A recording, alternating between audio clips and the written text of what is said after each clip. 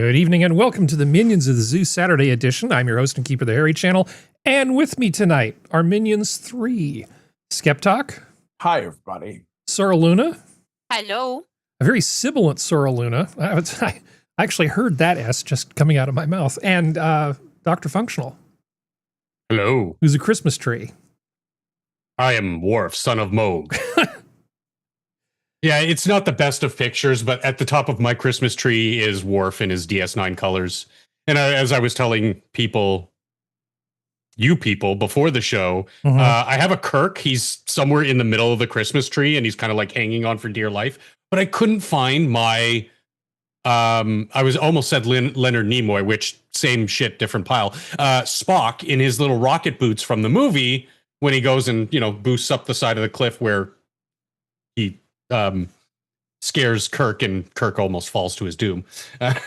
Yeah. But I couldn't find my Spock. Man, I don't know. I have actually rock climbed, not like super aggressively and almost exclusively inside. Because it's just a thing. You go to a gym, there's a bunch of fake things, you climb, you're on a rope, you can't really hurt yourself too badly. You do end up getting scraped up. Yeah, you should see my hands. Yeah, you always end up donating a little bit of blood to the rock gods, no matter what you do. It's like if you're on belay, it's just things happen, right? I haven't been cut yet, but I mean, you should see my hands because it's not only just the weight training, but I've been doing grip strength training and obviously climbing the rock wall. It does really grind the shit out of your palms and your fingertips, but. I countless years in the kitchen. There's not much worse that the stupid rock wall can do. That hot oil and open fire and catching knives in midair is going to do. But I look at some of the really hardcore climbers, like the free climber types, and those people are crazy. I just look at that and go, man, I would rather jump out of a perfectly good airplane with a parachute on my back than be halfway up, half dome, or just have a few bolts holding me up while I try to sleep there and then get up the next morning. No. Yeah, me neither. I'd rather go on a date with Candace Owens than rock climb. Take it from somebody who has done both. Yeah. I have done both the aggressive rock climbing with assistance, and I have done a lot of skydiving. And skydiving's easier. If you're not patient, don't be a rock climber. Don't be a rock climber. Patience is a survival characteristic. Well, okay, yes. To be fair, if we're talking about something where the holds are going to stay and you're on a rope and the worst thing that's going to happen is you're just going to swing like an idiot, okay? That's one thing. But if you're the lead guy setting the holds, putting pitons into cracks and cams... We take turns, Harry, doing that. And then that thing comes and you know that you don't necessarily have that good a hold down and then you fall to your death. That's like, I know I'm kind of neurotic about certain things. Well, what is it? It's like volcanoes, certain kinds of fish, and climbing. And I've just sort of come to the conclusion that, yeah, absolutely not for me. I will jump. I will put on a parachute and I will jump out of an airplane. That doesn't scare me that much, honestly. I mean, that would be like a challenge. I could go, that's a challenge, I'm going to do that. But not that many people die each year, apparently. Only between that's because not that many people 20 do to it. 50. Enough people do it. 40 last year, 49 in the US and 9 in Canada. Yeah. There's enough people who do it. I mean, and that does not include Europe, obviously, or ice climbing, which is also another thing completely independent of rock climbing because that's rock that can give way. That's an interesting thing. Ice climbing with the right kind of equipment, it's one of the most fun things you can do. You go straight up that cliff. You go straight up so fast, and once you learn the technique, and there's actually quite a lot to the technique. Once you learn the technique, you really can go straight up an ice wall, straight up. Yep. And it's not a problem. The first time I did it, I thought that was going to be my main thing, was just going to be ice climbing. I thought that was the greatest thing ever. I'm sorry, no. What do they call those things? Owls? Ice owls? Yeah, Alls? Okay. Alls, AWL. That's what you Yeah, mean. I've never climbed ice. I've only climbed rock faces, and Mhm. generally not very high ones if I'm doing them outdoors, because I'm a bitch. The people I know who have ice climbed usually are like, I'm going to climb up this frozen waterfall.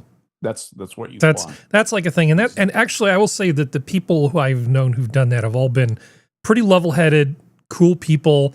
Yeah. You know, I'm sure they're doing the right thing, but I look at people free climbing and like doing dino moves, jumping when they're thousands of feet in the air, and it just makes my shins tingle. You know, that kind of empathy thing. Like you go, ooh, you know, Preservation instinct. You just suck in just a little bit of air and go, ooh, The wiring is very, very low. That's bus level wiring. Yeah. That you're feeling. That is a heuristic. That's a heuristic. That's why I only do that in video games. Well, let's go back to DrFunctional. Is there anything that you would like to bring up before we say hi to Sora? Aside from I hate my fucking government. Yeah. I know I didn't ask you to put it on the docket tonight, so I'm just going to say. So our PM is pulling a Gavin Newsome and promising a high-speed rail train that starts in like Montreal and goes to Vancouver. Oh, that's totally what you need. That'll solve all your problems. Well, this coming from the guy who just spent $1.5 billion to save the government like 80-something million. If only they could combine by trains, investigating fraud cases or some trains stupid with shit. roundabouts. Then I think all the transportation people would be happy then.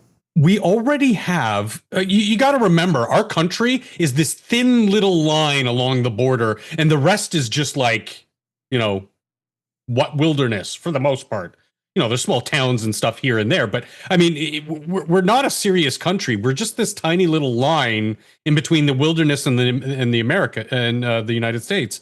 So we already have a train that basically, and a Trans-Canada highway that goes clear across the country. We don't need some stupid maglev train or whatever that'll get you there. It's so silly. Like it's so inept. We built an LRT, a light rail tram, in Toronto, in the northwestern part of Toronto, that goes from the northwestern part of our subway, which is also a joke, but it's better than nothing, and it's still a subway, that goes, I don't remember how long, but it goes to the very west end of the city, right? And people are making fun of it because runners, joggers, whatever, and I mean that actual joggers, not colloquially joggers, have been beating the train, the LRT that takes 55 minutes to go something stupid like 2 kilometers. Maybe your kilometers LRT needs some HRT. It doesn't sound very robust. Yeah. So, and it's beleaguered by so many problems. Beleaguered. That's always a good word. All I can think of is the song by Gordon Lightfoot, Canadian Railroad Trilogy. There was a time in this fair land when the railroad did not fly. That's how I would rewrite the first line of that song instead of the railroad did not run. There was a time in this fair land when the railroad did not fly. If you understood that joke, I congratulate you. If you made it to the end of the joke, I congratulate you. Good old Gordon Lightfoot. Yeah. So I know I've told you my Gordon Lightfoot story. A group of friends wanted to go see Gordon Lightfoot, and I really didn't. But I got dragged along, and then we all ended up getting to the Gordon Lightfoot concert, and it turned out there had been a strike at the venue, and there was a big sign on the gate said that it was closed, and I had to pretend that I was disappointed. and then one of my friends turned to me and said, "Okay, you can stop pretending that you're disappointed now. We know that you didn't want to go." So I had to Google it. You would have seen a great guitar player. His guitar player was amazing. Yeah, I still didn't want to go, but he had good staff. Yeah, I can understand that. Well, it's one of those things where you wanted to be with your friends, and sometimes the music that your parents listen to, you get burned out on it like before you even leave the house. So like I can't listen to Bread, the Mamas and the Papas. I can't listen to Barbara Streisand. Jim Croce just causes like a visceral reaction that I just can't. There's like my parents' music that they forced me to listen to. So I 70s can't. pop is right out for you. No, I can listen to some 70s pop, the stuff that they didn't like. Oh. Yeah. Like All what? my mother listened to was reggae. Like what? So. Well, I mean, let's talk to Sora. It's Sora's turn to talk Hello. now. All Hi, right. Sora. Well, I want to talk to Harry. too. Yeah. I wasn't finished. Well, just Okay, you finish, and then- Finish. So the LRT is 10.3 kilometers, about Yeah. 6.5 miles long, Yeah. and average speed of 20 kph. So again, the entire trip takes just under an hour, and the average runner can run that in about 45 minutes. So Anyway, what you need to Let's talk to do, Sora. what you need to do is you need to find somebody who can juggle while riding a unicycle and have them follow beside the train and keep pace with it, just sort of as like a protest. Because nothing would make the statement more aggressively than some guy successfully juggling while unicycling at the same pace as the train. I think that would shame them into doing something. oh, there is no shame for these people. Yeah. Hi, Sora. Hi, Sora. Hello. Hi. Hello. So what's new? How's it going? Is it snowing there yet? Oh no, there's no snow, period. It's like hella hot here. Yeah. And the local mountains, the two of the local mountains have like zero snow. It's just some fog and greenery all around. I think you're going to get snow Oh. at the end, maybe something at the end of the month. But whether you get snow Maybe. for Christmas or not, I don't know. Or in January or February. Eventually, it'll be fine. But the funny thing with across the country thing, it would be nice if they, I don't know, maintain the highways consistently, like between provinces, before they decide to put a freaking train that they probably won't also maintain. Mm-hmm. Yeah, right. Well, they already have a train, like you said. Isn't it that commercial Yeah, thing, via and it's rail. kind of luxurious? That may not. It's a Well- nice train, you said.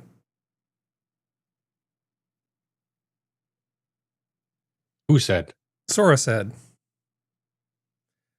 And Sora's disappeared because Zoom The doesn't like internet her. ate her. Yeah. I thought you Uh-oh. said that the Via Rail thing was actually pretty decent. Am I gone? No, you're back. No, you're here. back. Am I back? You're back. Yeah. You're gone for a Baby bit. got back. Okay. Moving forward. I spent hours yesterday without any issues. Yeah. It's Zoom. Yeah. Yeah, it hates you. Or it hates where you live, or it Yeah. hates people with Macs or something. I don't know. We'll figure something out. You know, the point of all this technology is it's supposed to make things easier, not harder.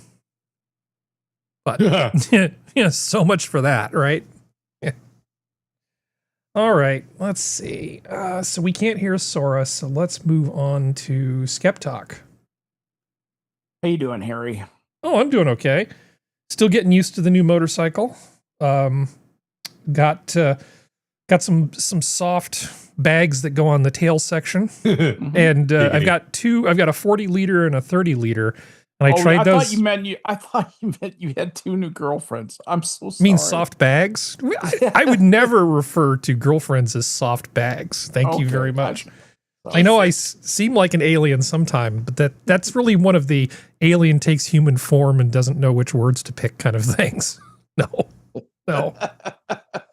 No, so I was trying out some new luggage, and it's like, okay, so I looked like I was about to take on Paris to Dakar today. So I was like, this feels fairly macho. But overall, everything's going just fine here in California. The constant scheming and stuff, they're looking at congestion charges in some parts of the state, because that's a thing that nobody's clamoring for, but it'll make them billions of dollars. You know, like the ones that everybody has in London that they all hate. What are you talking about? Congestion charges, where they basically fine you for driving in certain places at certain times of the day. Yes. Yeah. Okay. Yeah. That's how they closed off. And that's Oxford. just one Gotcha. of the many Yeah. stupid things going on in the state of California. Well, You can't swing a dead cat without hitting a bad idea in California. they've outstripped their ability to manage the population, and then they compounded the problem by inviting a big portion of the population to come in who are going to be indigent, need services, not be able to cope with modern life, and cause societal problems. That's California not in a nutshell right now. It's actually an amazingly healthy state, incredibly healthy economically. It really is, except for its debt problem. California should be a world-class world beater, but they have just wasted an enormous amount of money. And it's really both the Republicans and Democrats have just spent themselves crazy because you've had a legislature in California that for decades has never said no to any spending, essentially, that was proposed by the Democratic Party in California. And as a result, they kept issuing bonds, when revenue bonds wouldn't work, they issued general obligation bonds. And now they've used up all the goodwill that the nation and the world and world bankers have towards California against their goodwill. The same thing's happening in the state of New York too. Yeah. Debt is just killing these people. And when you see states like New York and California doing long-term borrowing, so they're issuing 30-year debt notes, and they're using that money. See how that money is repurposed. There are documents you can trace this down, and this is how I spend my days. And you see that they're using that to pay debt service. I saw that in New York. That just made my feet feel like Harry does when he hears Jim Croce. I just don't want to hear time in a bottle ever again. I don't want to hear unsecured debt running away with states. I'm the same way as you are about Jim Croce. If Jim Croce wants to try to play guitar while free climbing, that's fine. That might sort of a mediocre guitarist, actually, if you want to know the truth. Maury Mulison was the guitarist in that act, but that's not important. But would you do me the favor of welcoming the chat? That's how Harry. Since that's kind of your. I'm not trying to get you to shut up. We have to do this before it's too late. Somebody's got to do it. Hey, trust me, there's plenty of people busting my balls all the time. Shit! I just closed that window. Hang on, let me get it back. Yeah. You need to refenestrate. I'm so old. Do you see that? I like that, refenestrate. Refenestrate. Yeah. I don't think I've ever heard anybody use that word because I just made it up. Let's see. I haven't used it, and that would be one that I would. To reopen a window that was recently closed, to refenestrate. That's a perfectly cromulent way to phrase it. But would it be, if it's a reentry, wouldn't it be re-infenestrate? Because you're going re-en, and it would be R-E-E-N. Yeah. Well, there's defenestrate, not de-enfenestrate. And there would be enfenestrate. Well, there's defenestrate is to destroy a window. No, it's to throw that's to throw a guy out. Oh, that's right. And that's actually my favorite word. Never let the facts get in the way of a good joke. Anyway, would you please welcome the chat, SkepTok? Absolutely. As soon as I say my favorite word, flockanockanalapilification, and welcome, chat gentles all. We love to see. Wow, the 1-ton hammers in chat. Yeah. Yeah, probably just checking attendance. But quality assurance, where quality is assured. That's right. Come to the wrong place for quality. Green Badger's here as usual. Silver Ravenwing, nice to see you. And Ravenwing is a very hard couple of words to say together. Mm-hmm. DJ Trunksta is here, and as is Jay Blizza 427. Good evening. Welcome. So many people, so little time. Stay with us. We're going to have a wonderful show for you this evening. We appreciate you having you here along with us for the ride. We do it for you. Appreciate you being part of the show. Harry? Yes. Now, Skep, is there anything else you wanted to bring up? Not too much. Sorry I wasn't here last week. I simply fell asleep, and I have no further excuses. I think we are entering a very, very interesting time, and I have just two predictions for the new year, and that is that the stock market is going to go way, way up, and I think anything associated with Tesla is going to accrue some value. I don't usually make predictions, only if I think it's a lead pipe cinch, but I think that's generally going to be the direction. I'm very, very optimistic.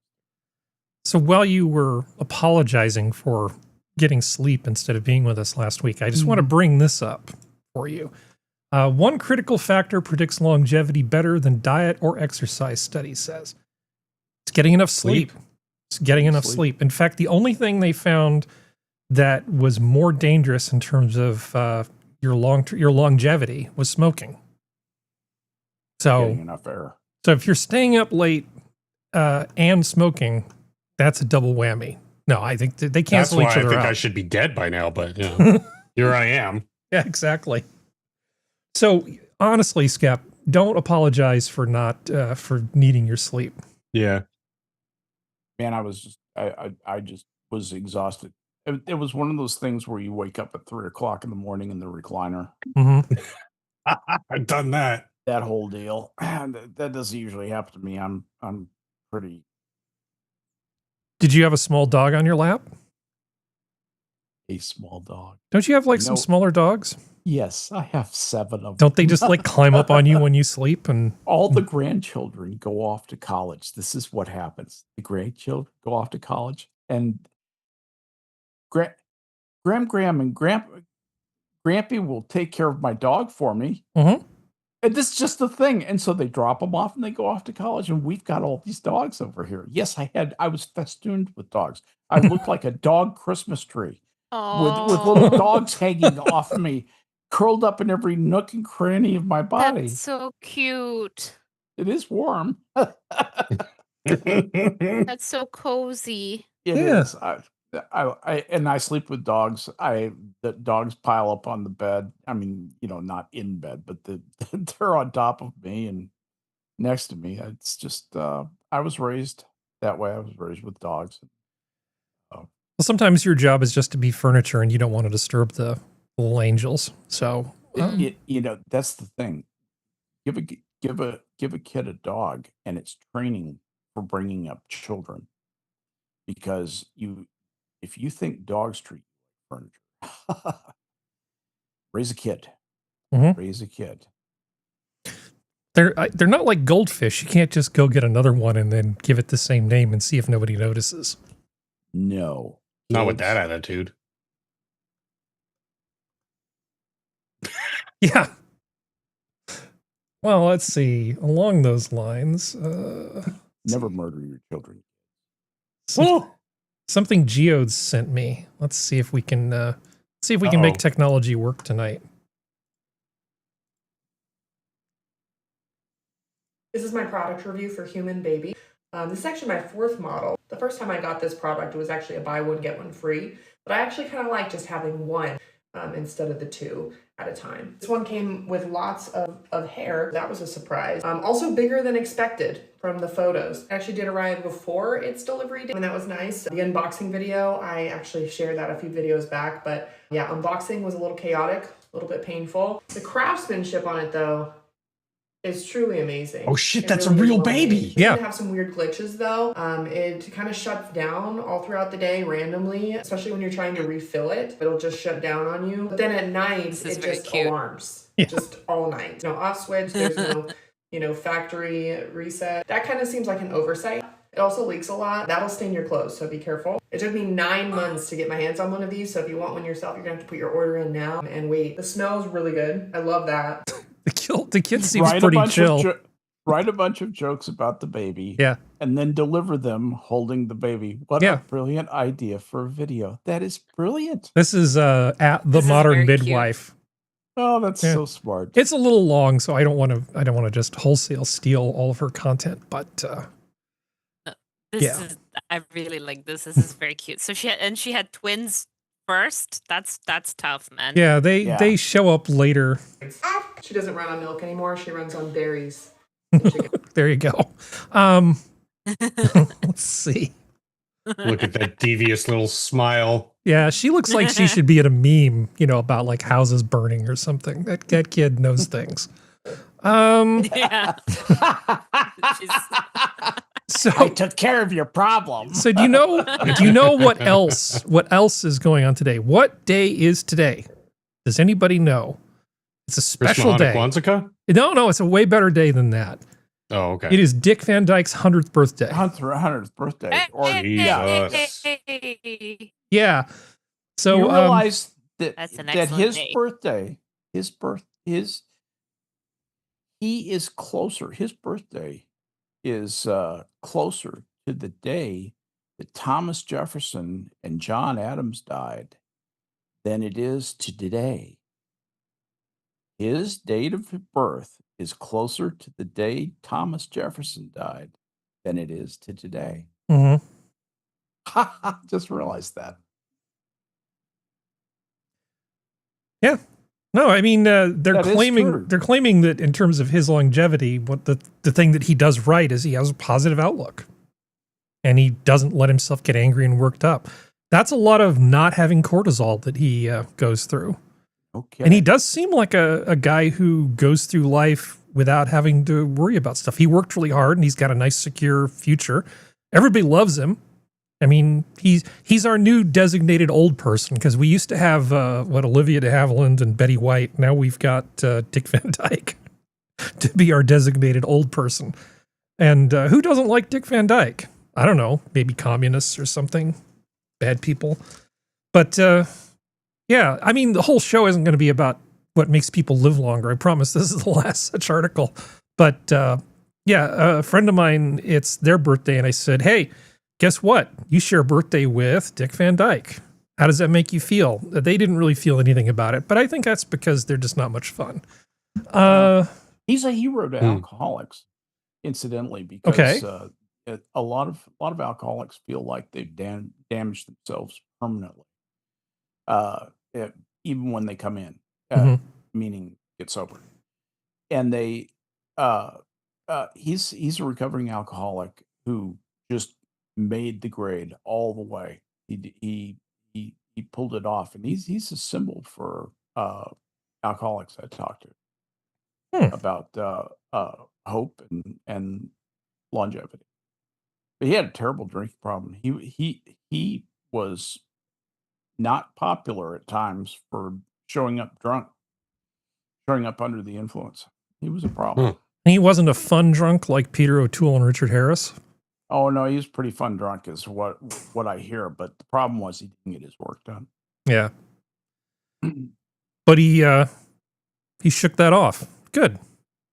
Yeah, it just goes to show you can stumble in life and still get back up and be okay. Well, there are many of us out there. We've talked in the past about how it's important not to be a little careful about who you laud, who you portray as a hero.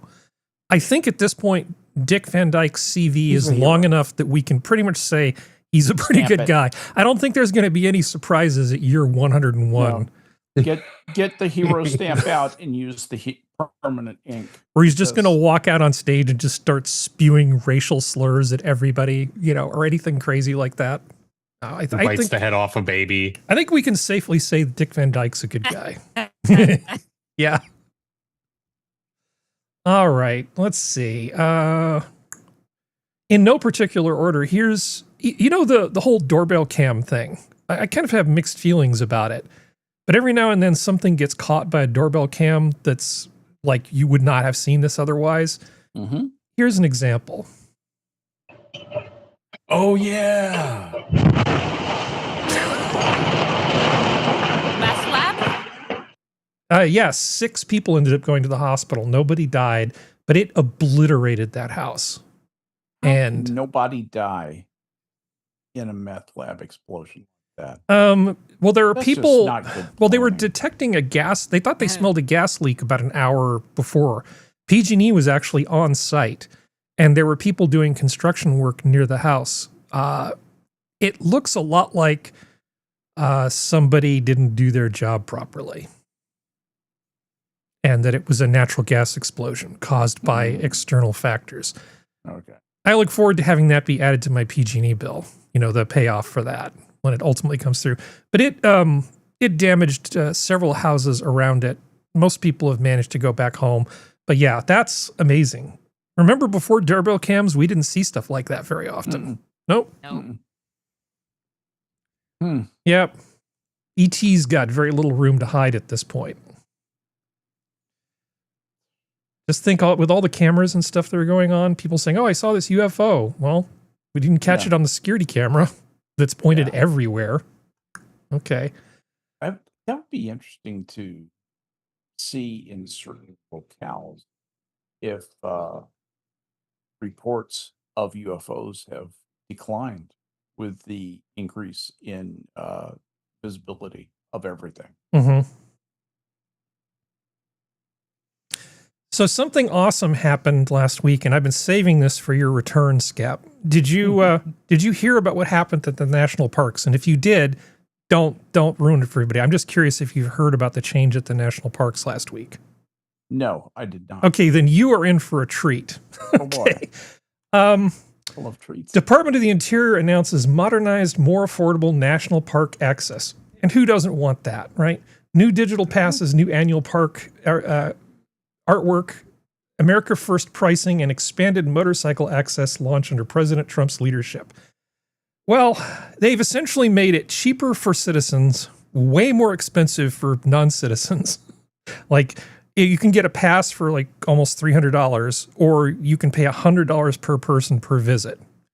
You come to the United States as a tourist, want to see national park, he really sticks it to you. Nice. Now, they changed up a bunch of the holidays. Let's see. As part of the administrative commitment, blah, blah, blah, blah, blah. Okay, beginning January 1st, 2026, the annual pass will cost $80 for U.S. residents and $250 for non-residents, ensuring that American taxpayers who already support the national park system receive the greatest benefit. Department also highlighted resident-only patriotic free days for 2026.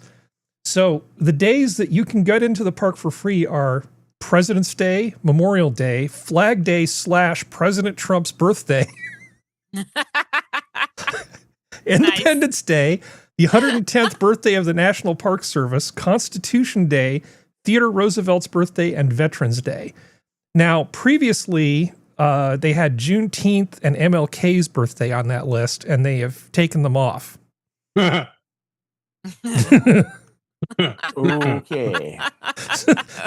Needless to say, spicy. Needless to say, some people were a little, upset about this. Just a little bit. Yeah. So, KQED. Sorry, go ahead. The day when I show up at a national park and they say you can't come in without paying, I'm inclined to say, what did you do with the money I gave you this April? Yeah. You assholes. Yeah. Well, the Trump's birthday that just thing makes me mad. Well, the Trump's birthday thing is particularly funny because, of course, one of my liberal friends approached me and said, hey, did you hear about this thing? They're going to make the park free on Trump's birthday. And of course I had to go, okay, I'm 100% sure there's more to it than that. Because even though that is hilarious and spiteful, it turns out it's Flag Day. Now, I thought that maybe this was just something that they figured out, and it was like that he sort of slipped it in there. But unfortunately, on the National Park Service announcement, they actually say Flag Day / President Trump's birthday. I kind of wish hiding the ball. Yeah, it's all out there. There's no subterfuge. It's just there. Yeah. Oh well. I was amused. That's good. Yeah. I like that. Yeah. No, that just makes me mad that they something that I've suspected for a long time is that beautiful places, the unspoiled parts of this country, are going to become just the province of the elite, of the wealthy. Mhm. And they will be economically walled off. They won't use physical walls. They'll economically wall it off. Say you can't go there. You can't get near there. You can't do this. Stay in your place and, keep us prosperous. That's the feeling that I'm getting from them effectively tightening rationing of the national park resource. Essentially what's going on. Yeah. I mean, they essentially did that to the People's House, didn't they? Yeah, absolutely. No, they said Little that subtle was under jab. the guise of the immediate security of the president. That's a pretty strong case. But no, you're absolutely right. That is exactly what they Can't be that secure if people are just leaving bags of cocaine on conference room tables. Yeah. That's a different kind of violation, though, than somebody walking up to the thing with enough of a bomb, enough C4 on their body to blow up a genuine yeah. threat. But let's not talk about that, shall we? In connection. Come on, we'll make new friends. No, I don't need to have. I have enough conversations. I can talk to the Jehovah's Witnesses THUR, if I Al get. Jazeera, we could use some funding. If I get bored. So remember, I did mention that I hate volcanoes because they're dangerous and they hate us. So this is a thing that happened on December 6th. So this is Kilauea, which is pretty much always active. It decided to act up a little bit. So, I heard what you were just talking about. An incredible sight at the summit of Kilauea volcano on Saturday morning as episode 38 erupted huge lava fountains across the caldera, destroying one of the webcams that was live streaming the event. Gorgeous. Yeah, it's only one day of it's bad when it actually takes out the web camera. Yes. My wife just brought me. She was just at that place 3 weeks ago. Brought me a big chunk of lava back. Look at all that. She and her daughter went on a cruise. Look at all that yellow, Skep. Mm-hmm. If you were in there and a Gorn showed up, you would have one of the three things that you need to defend yourself right there. That's true. Four. You need bamboo, sulfur, saltpeter, and a diamond. Yep. That's large enough to function to be a functional projectile. You almost made me choke on my berry. Give up, Kirk. I will be quick and merciful. I love that show. God. All right. Volcanoes suck. Check that off the list. I am just sort of doing just kind of a grab bag of different things. Now, this might split the room a little bit. I quality checked it with Prospero first to find out if this guy that I'm going to show you is too much of a English dandy git to make it palatable. And she said it's okay. She said that the amount of information is enough that we're okay. So I'm going to show you this this channel I stumbled across this week. It's a guy who essentially coaches people on using more Victorian and more elaborate English to use the language more fully. And so here he is talking about the weather. And you'll need some of these phrases for what's about to happen to you guys. You're fully polar vortexed already, right, Functional? It's already colder than shit in Toronto. No, it's fine. Okay, still more to come then. I was wearing shorts to the gym the other day. Like euphemisms for terrible weather. Oh, I like this guy. A bit of the nip in the air today. Though technically, we use that here. I believe the air is trying to remove my face. Of course, one might also describe the atmosphere as rather blustery, particularly if one enjoys I love English understatement and being struck in the shins by rogue garden furniture. And while it's not exactly picnic weather, I have experienced far worse conditions. Still, I must say the breeze is bracing, which is British for deeply traumatic but character building. One might even say we're experiencing a touch of inclement weather, which is like saying the Titanic had a touch of damp. So, if you're ever caught in weather like this, don't complain, don't cry, and for heaven's sake, don't open an umbrella. Just look straight into the gale and say, isn't it lovely to get a bit of fresh air? Yeah. God, I love the British sometimes. First of all, the British. Yeah. Yeah, those are the Mhm. old British. That's not the new British. Honestly, I enjoy the Scots and the Irish. I like a lot of things, but I do like somebody who has a good facility for language and also a snappy dresser. Let's give him credit where credit is due. And it isn't just silly things like small talk about the weather. I got a response from somebody the other day in a big group chat with about, probably about 100 people. And he responded saying that something was interesting. And now normally I would just let that go because I didn't really want to carry on the conversation any longer. But it was one of the few times where it's like, okay, I can feel that I'm being jabbed and that you're twisting the fork just a little bit with that interesting. And it's like, so I decided to kind of call him out. But this was the same time then the universe handed me this. If you've ever said interesting during a dinner party and then changed the subject, this one's for you. Interesting is the beige wallpaper of adjectives. Let us upgrade to something with a little more velvet, lace, or menace. Intriguing, for things mysterious, quietly dramatic, and best whispered behind a fan. His absence at the will reading was most intriguing, as was the sudden disappearance of Lady Maud. Fascinating. Also, I want to give him credit. That is a hell of an outfit he's wearing. That's like, that guy knows how to dress himself. That I can appreciate that. No, I like this channel. It's called English Enjoyed, and I recommend it. So, and you said you've seen a few of them too, right, Sora? Yeah, on Instagram, I quite like it. Yeah. I love this kind of language videos. Yeah, well, Great. I mean, this Grammar Girl, a lot of the some of the writing things that are out there. There's a lot of great content out there. Mignon Fogarty is her name, and she goes by the handle of Grammar Girl, and she's been doing grammar-based podcasts for well over a decade, starting out back in the Apple podcast day before YouTube even started. So, I mean, she's got hundreds and hundreds of episodes, and they're really good. So that's another good grammar-based thing.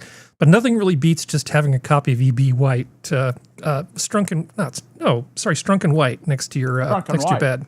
Yeah, E.B. White is, never mind. Well, E.B. White, I was reminded of a book by E.B. White and James Thurber called Is Sex Necessary, which is obviously, yes. Yeah, that's a great book. I remember that. That's a great book. Let's see, national parks, how to talk like an English twit. Let's see, while we're looking at things vaguely English, you're a Harry Potter enjoyer, aren't you, Sora? Very much, yes. Okay. So I hadn't really thought much about the theme to that until one of the people that I follow who plays the piano gave a little demonstration, because she was actually playing the instrument, which I guess is called a celesta, that gives that little chimey sort of thing. So I thought I'd play just a little bit of that so you can see what it looks like behind the scenes. Ooh.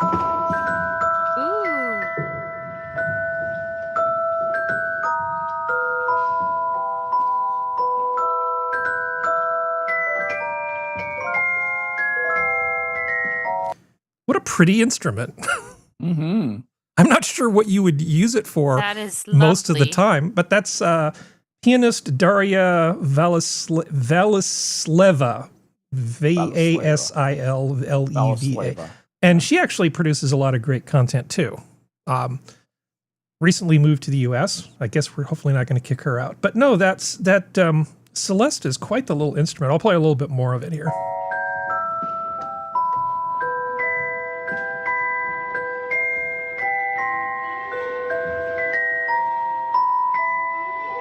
Yeah, that's lovely. I always assumed it was like some synthesizer or some weird effect. No, it's an actual instrument making that noise. I've been practicing that theme for like 30 minutes a day for about a month. Why? Just trying to get it down on the guitar. It's a lot harder than it sounds. It's a lot harder than it sounds on the guitar. Mm-hmm. Cool. All right. Let's see. I have to entertain functional. I haven't entertained functional in a bit. Let's see. Do I have anything that's going to make him really happy? No, I don't think I actually do. I have a few rants here. No good cooking stories? I only have bad cooking stories. Sometimes those make him happy. Well, let's make fun of dumb cities for a little bit here. So, surprising nobody, well, certainly not surprising me, Mayor-elect Zohan Mamdani is going to live in the mayor's mansion. Huh, can you imagine? I mean, imagine a security. socialist or / communist living in a beautiful building owned by the public. Some of the animals are more equal than some of them are more equal than others. Did anybody seriously question whether this was going to happen? Because if they do, they need mental help. They need like some kind of intervention. Because of course he is. Yeah, if you're perceiving reality just even close to appropriately. I mean, people like Ceausescu lived in basically palaces. Yeah, all right, fortress. And look at how rich the Cuban dictator was. When he died. Yeah, Fidel Castro. He died with all of this money. It pays really, really well to be a communist dictator. Yeah, but the beta is there, my friend. Yeah, I know. It's there. All right. I can check that out. You really wanted to make me happy. You'd play that last link I just put inside chat. Okay, it's really good. See. Yeah. Not the first one, the one I just put in. Because it's in the spirit of the what did you call that instrument? Celesta? The Celesta. But this is the type of stuff that the air quotes doom scroll all night. Because it's freaking awesome and she's awesome. I have problems with Instagram. It doesn't like me for some reason. Oh well. That's okay. It's just I would play it if it would load. Okay, here we are. Oh, okay. No, I actually have. I am familiar with this person. Oh, okay. Unmute. I'm trying. Bottom right. Give me a moment. There it is.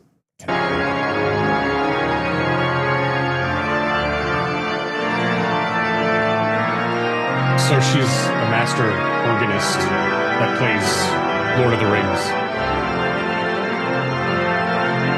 So this is from Lord of the Rings? Yes. What you can't see here is all the footwork she's doing. Yes. Oh, yeah. Right. She's playing the bass with her feet.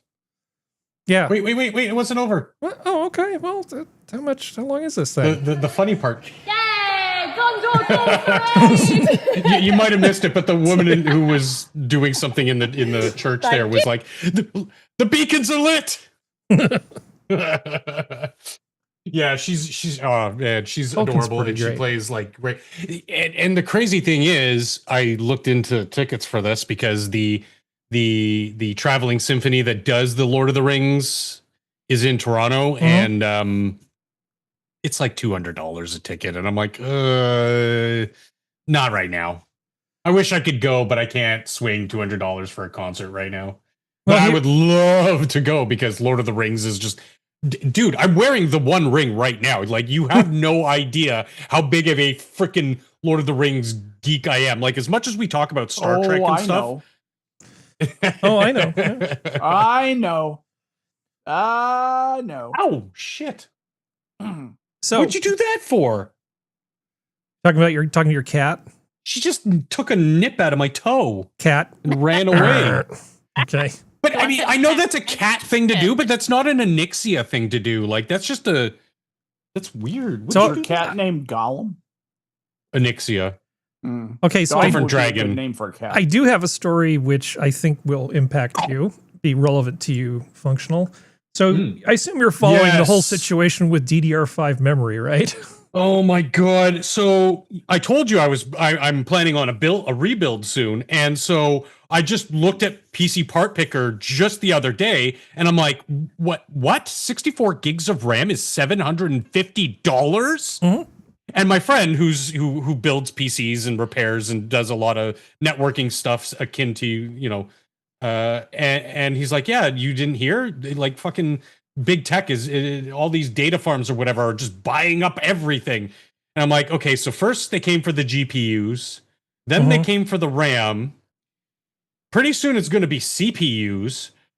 The West has got to start manufacturing this shit pronto, because otherwise there's going to be these huge AI systems that are going to be doing all this shit, and nobody's going to be able to afford a goddamn PC. Well, it's worse because Micron is one of the big manufacturers, and they're the ones that basically run Crucial. That's one of their brands. They've discontinued Crucial. They've discontinued Crucial so that they can focus on just selling chips to AI farms. And Crucial has So three stupid. sub brands. Yeah. And so that's basically 4 major brands that have just been taken off the shelves. So that's why two DIMMs of 64 gig DDR5 is costing me $750 Canadian. Although I'm not going to pay that. I'm pissed off that that's what it's come to. Well, thank God It's only going to get worse. It's only going to get worse unless something happens. Well, until the tech bubble bursts, and then there's going to be tons of this shit flooding the market that you can buy secondhand. But they said that with GPUs and Bitcoin mining, and sure, it kind of tapered off, but it didn't burst. Well, there's an additional complication here, which is the AI stuff is going to be using ECC memory, whereas the motherboards that you typically will be using will not have basically that extra bit for error correction. Right. And most chipsets, not the CPU, but the chipset on the motherboard for consumer stuff don't actually work with ECC memory. So if you got a whole bunch of discounted ECC stuff, you'd be like, oh, well, I better go to ASRock and buy a new motherboard. Still, probably be cheaper than trying to dig up some DDR5 RAM that's going to work with your, BX 9000 or whatever they're at now. I've lost track of all the consumer stuff. But that's not going to, it's still not stopping China and India from buying up DDR5 for their own systems, because sure, Google, Microsoft, Meta, whatever, they're all buying the good stuff, but I don't want to get too much into it, but you think geopolitically a lot of stuff is happening in that part of the world that's kind of making markets a little bit more volatile as far as manufacturing goes. And of course, we've been saying for years now, like, hopefully the CHIPS Act and Trump's initiatives are going to do something. We're not doing shit up here. We've got, like I said at the beginning of the show, we're a joke of a country in that we're this tiny little line across the border. We've got prime real estate for all types of manufacturing. And you know what? Cold climate, 365-day cold climate locations are perfect for data centers. Yep. So we could be building them, but no, instead we're building them in Southern Ontario and Quebec. And even then sure, we've got a few, but like build some in Northern Alberta and Northern Manitoba where it's cold all year round. And the amount of electricity you have to pump into maintaining the data facility gets lowered significantly. So, because I hate to break it to the rest of the world too, electricity is going to go up too, because it already has started, but it's going to go up as these centers require more and more and more energy. Maybe. So we've got to be more efficient with how we do these things. I don't want these things to stop. I want us to keep innovating and expanding our technological prowess, let's say. But I don't want it to come at the cost of being able to heat my home or run my own computer at home. Yeah, it's funny how the saving the environment just became incredibly unimportant. Well, you heard what Bill Gates said, right? I'm going to get an AI girlfriend. Woo! Well, that too, but he basically said, yeah, the whole climate change thing, we've got better things to worry about. And everybody who's been anti-climate change has looked at each other and gone, seriously? We won? Okay. Yeah. So it's amazing, and I still see on. I don't mean to sound so worked up because I'm not worked up, but it's probably because I put the One Ring on, and now the power of Sauron is coursing through my veins, and I'm about ready to march forth from Mount Doom. What was I talking about? Oh, right. That even still on social media with all the AI slop rage farming pages and stuff, they're still like going on and on and on about climate change. It's like, didn't you get the memo? Your leading campaigner for climate change, human enacted climate change, is like, you know, he gave up. He flew the white flag. So it's just funny. Yeah. In a sad sort of way. I mean, just for the record, I am actually worried about climate change in an me appropriate, measured sort of way. It's like I still want to see where all that heat's going to go, because if you start monkeying with things that are complicated, sometimes there's going to be side effects. But clearly, a lot of the stuff that these people were saying, they were just pulling out of their ass. But we don't need to rehash the whole climate thing. Yeah. And ultimately, as much as I agree with you on that, I still think that a more immediate concern is pollution. Not like air pollution, but like actually polluting the environment, dumping mass amounts of chemicals, oil, feces in some parts of the world into our waterways is it's causing so many problems that just nobody is talking about. And that, to me, that's like, sure, people did talk about the radioactivity of like the Fukushima disaster, and we're, you know, obviously the same kind of people were like, oh my God, the sky is falling. Well, more like the water's irradiated. And, you know, after we did some comprehensive testing, we said, no, it's actually more or less contained. But all these pollutants, plastics, like I said, feces, and hormonal birth control are getting into our lakes, rivers, and oceans, and it's causing real big issues for a lot of native flora and fauna that nobody's talking about. And I'm reading some of these papers of testing that scientists are doing and environmentalists are doing, and I'm like, we need to, like, people should be taking notice of this. This is like important stuff. Yeah, like this species of fish or whatever that was a common staple for this part of this country or whatever is on the verge of extinction, and we're kind of going, well, yeah, let it. Like, why can't it be the sunfish? Right? Yeah, exactly. But you know that's going to be the last thing that lives on Earth. Why is it always the salmon that get damaged and not the sunfish? Yeah. But I want to talk about something. I want to talk about something fun. Well, okay, not necessarily fun, at least funny. Since you were mentioning AI, I have a little story for you from Ars Technica. Okay. 2 sibling contractors convicted a decade ago of hacking into U.S. State Department systems have once again been charged, this time for a comically ham-fisted attempt to steal and destroy government records just minutes after being fired from their contractor jobs. So basically, they were working at a place, they got fired, and before they could be escorted out of the building and logged out, they decided they were going to just destroy a bunch of databases. So the Department of Justice on Thursday said that Meneb Akhtar and Sohaib Akhtar, both 34 of Alexandria, Virginia, deleted databases and documents maintained and belonging to 3 government agencies. Why these idiots had access, I don't know. Set that aside. The brothers were federal contractors working for an undisclosed company in Washington, D.C. that provided software and services to 45 U.S. agencies. Prosecutors said the men coordinated the crimes and began carrying them out just minutes after being fired. So they deleted all this stuff. Okay, so the men were fired from the company according to an indictment sealed on Thursday. 5 minutes later, they allegedly began trying to access their employer's systems and access federal government databases.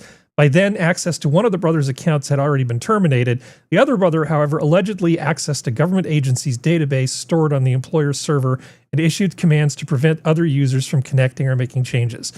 Then the prosecutor said he issued a command to delete 96 databases. Oh my God. Many of which contain sensitive investigative files and records related to Freedom of Information Act matters. Despite their brazen attempt... restoration of which will be trivial. Despite their... Well, as if somebody's tested their backups and restores. Okay, despite their brazen attempt to steal and destroy information from multiple government agencies, the men lacked knowledge of the database commands needed to cover up their alleged crimes. So they allegedly did what many amateurs do. They turned to an AI chat tool. 1 minute after deleting Department of Homeland Security information, Munib Akhtar allegedly asked an AI tool, "How do I clear system logs from SQL servers after deleting databases?" Shortly afterward, he queried the tool, how do you clear all event and application logs from Microsoft Windows Server 2012? The indictment provides enough details of the database wiped and information stolen to indicate the brothers' attempts to cover their tracks failed. It's unclear whether their apparent failure was due to the AI tool providing inadequate instruction or the men failing to follow them correctly. But the point is, that's like, yeah, there's a record that you had access to this thing. There's also a record of the search that you did with the AI tool. You left a trail of breadcrumbs for any prosecutor to come after you. It's SQL Server, so there's actually a record of every single command issued to every single database from whom. Well, so what's the point? I mean, what exactly is the upside for them? They got fired, and then I guess it hurt their fee-fees, so they decided to just act out like children. Is their lawyer going to say that they shouldn't be prosecuted on grounds of stupidity? Well, maybe he'll claim that the human brain isn't fully developed until age 40 and that it was just a youthful mistake at 34. Man, God. That's Just funny. Youthful hijinks. That's embarrassing. I'm embarrassed for them. Yeah. Yes. And I don't even understand anything at all what happened. Yeah. So it says here, the alleged incident isn't the first time the men have faced charges of hacking government systems and stealing documents. So it said later, one of the brothers hacked into a database maintained by a data aggregation company that employed him. He then stole information that would help win contracts and clients for a tech company they owned. He also planted code inside the employer's servers that caused them to cast votes for him on an online contest. Okay.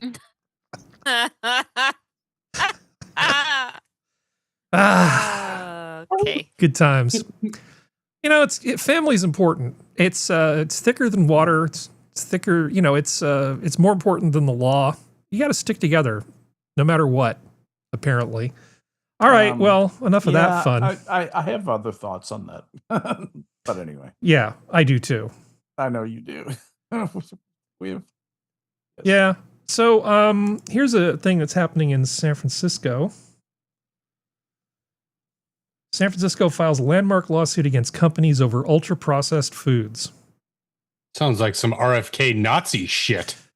And yet, it's a first of its kind lawsuit taking on companies behind some of America's most popular foods. Everything from Oreos to Wheat Thins, Nutri-Grain bars to Lunchables. The city of San Francisco is suing 10 major corporations, accusing them of making people sick. Among them, Coca-Cola, PepsiCo, and Kraft Heinz. Now, weirdly, it does sound like an RFK thing, doesn't it? But I'm sure these people would never want to have anything to do with RFK Jr. But also, for explaining the joke, Harry. What exactly is the standing of the city of San Francisco in this lawsuit? I don't understand. This is just wasting taxpayer money, as far as I can tell, because there's no way they're going to win against decent lawyers on this sort of thing. Nope. City of San Francisco, it's like, man, I don't want to pay them to virtue signal about stuff like this. Yeah. But what's the point? Like, why a whole city? Yeah.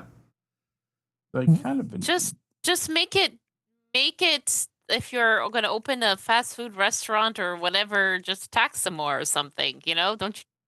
I don't know. Or this is a frivolous lawsuit. Nothing but a publicity stunt. And I think this kind of lawsuit should be you should lose that protection that prevents the respondent in the original suit from countersuing on the basis of it being frivolous. Well, it's pretty much a slap suit, isn't it? Yeah, well, it's I mean, kind of yeah, it's like it is sort of. It's like a little slappy. Suit. It's a little like a slap suit. It's not the traditional purpose of a slap suit, but yeah. Well, analogous to it. Yeah, I mean they may just be hoping that they'll get some concessions from these companies so they get discounts on crap they feed to kids in the school cafeteria. Yeah. I don't know, but it looks like just a cry for help. Like a blackmail. Yeah, I think it's blackmail, or not blackmail, or extortion. Excuse me. Yeah, there is a difference. One of those things. Yeah. Oh, extorting money. They're billing them. Yeah. Well, we have a few things here. I have to be a little bit careful with a couple of these things. Let's see. Oh, let's be reckless with one and see what happens. You want to be reckless, huh? Yeah, let's be reckless. Okay, this one, the topic is fart. Okay, are you ready? Here we go. Do it. And there were like two guys that walked up next to us. You know, Peyton like walked away. My wife walked away for just a second. My wife. Very nice. They were like snickering to to themselves or something. And she's very upset. I didn't really think much of it. They must have done something terrible to her. So I'm just looking at the candy aisle trying to decide what candy I want.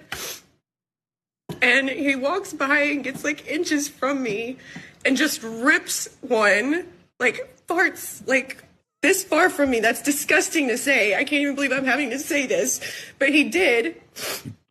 And about that time, Peyton walked up, like didn't witness what happened, but like seconds later, and I'm like upset, and I follow after him. And I was like, "Is there a reason? You were just so disrespectful to me." No one has suffered like Yeah, I know. That's disgusting, but funny at the same time. But yes, disgusting. It is. She forgot the part where she said it was so bad I could taste it. She forgot to say that part. But I mean, she's on a roll. I don't want to stop her too much here. Come here. Yeah. And he, I'll see the wife here in a minute. I've never felt so dehumanized. Not only did he fart on her, when she confronted him, Milo? He said, "Just walk away, you fucking bitch." This is Albertsons, by the way.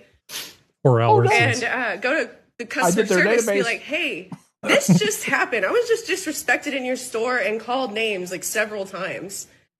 And security guard went and talked to him, came back, and they all just kind of looked at us and was like, "Well, can't y'all just leave?"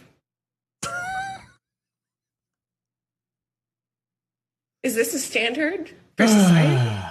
Now, this is amazing. I love the fact that she's so aggrieved by this. Now, now clearly there are men that just never grow up, right? And farts are funny.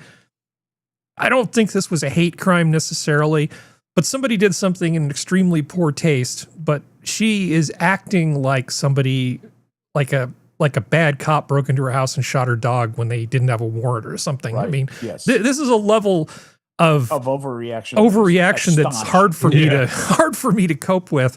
And I was thinking about all this, and then you may not have heard me mention this for a while because time has passed since the before COVID times.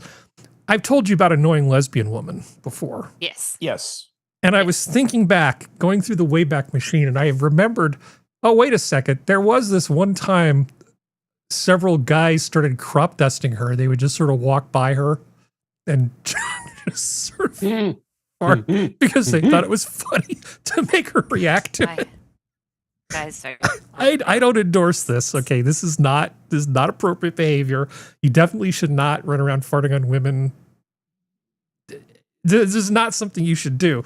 However, I think in certain people's brains, this is just an impulse because if you see a woman you think is going to react appropriately, they just do this and then they laugh. Can I just give you a quick reaction that I have to this woman? Yeah. Or whatever. She needs therapy is what she needs. Well, she seems like a nice lady, but her response is completely out of proportion to what happened. As with so many things, I personalize it. Yeah. And so it makes me think, well, how do I feel about myself in relation to this couple? And if I encountered this couple in public, I would endeavor to work one up for them.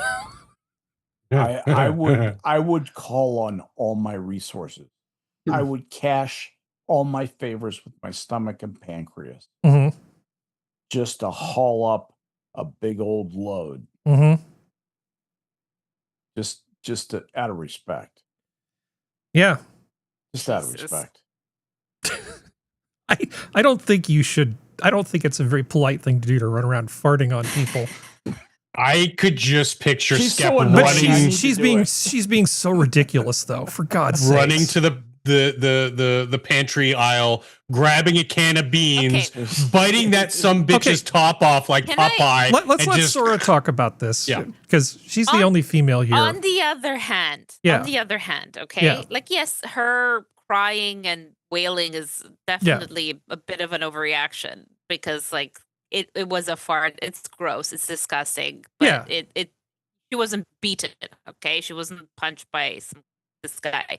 Yeah. But at the same time, like, what the hell are you supposed to do? That is disgusting. You are minding your own business, and you have someone come and do that, and it is a targeted prank. Okay, it is a prank. That's what these people are doing. That's like, what the fuck? You know, isn't that the whole your whole thing where your rights end where mine begin, right? Yep. So why are you impinging on my space with your farts, right? It's a nuisance tort. Take him to court. Yeah. Well, sue his bowels. Okay, so you're running a business, right? And you've got multiple sets of customers, and you've got these guys who are just behaving in the worst way possible. Now, one fart does not a pattern make, right? This, by the way, this Albertsons. Yeah. No. That's a grocery store. But Yeah. what he said now, okay. Yeah. She should not have engaged. Because that's silly. Don't go after that. You could have.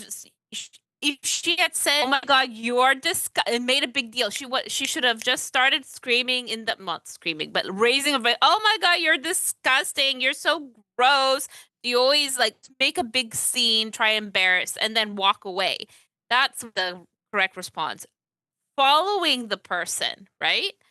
And trying to engage that way is a no-go, because now you are no longer the victim. Now you are trying to engage into something. Yeah. Right. Yeah. So that's not good. I'm glad we have this weighty the topic. The guy turning around and then calling her terrible names. Yeah.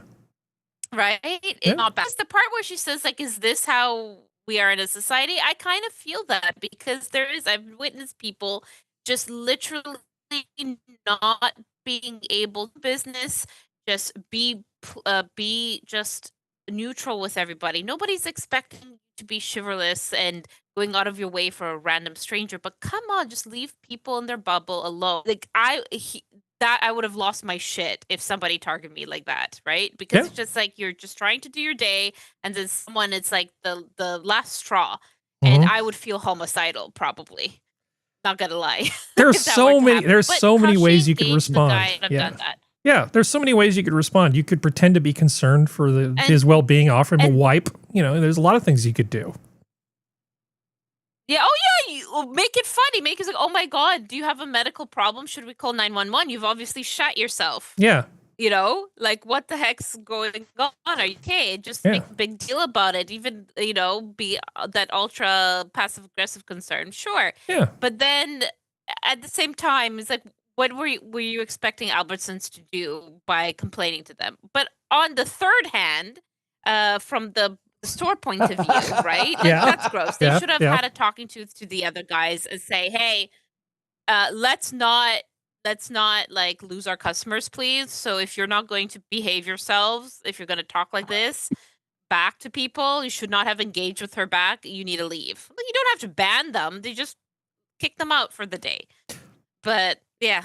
If you it's stupid. This whole situation, I can't believe this is a thing that happened. Yeah, I can't believe it's a topic for the show. But if somebody just walked up to somebody in the store and just belched in their face and did it over and over again, yeah, I'd kick them out. It's private business. I can do that. But the fact I would just walk up behind them and say, so that's what a pig fart sounds like. That's right. Thanks. You know, given the state of your rectum, the fact that you were brave enough to leave the house, congratulations. Good on you. Rectum. Yeah. Damn near killed him. Yeah. Assholes like you need to get out more. That's right. So brave. I agree with you, Sora. That's not a cool thing to do. But there's a real big but here. The type of person reporting her side of the story here, because I've ran into people like this, I don't believe a goddamn word she says.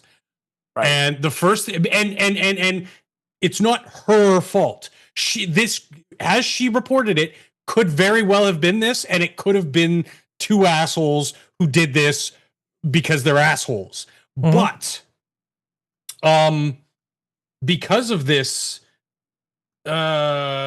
experience I've had with people like her, I'm inclined to believe my immediate first response is, oh, somebody walked by her in Albertsons and like, and then she freaked out, thinking, oh God, it's a targeted attack. I'm main character syndrome. I'm being attacked. Oh my God, it's like Pearl Harbor times 1,000. You know, like that's where my mind immediately goes. And it just, I can't believe it. I cannot believe people's stories. Cluster B alert. Cluster B alert. where I can't trust what she says implicitly. Now, just a quick story. There was a time where I did do something targeted like that, but it was, I don't know, he was probably 7 or 8 years old, and the parents weren't doing anything.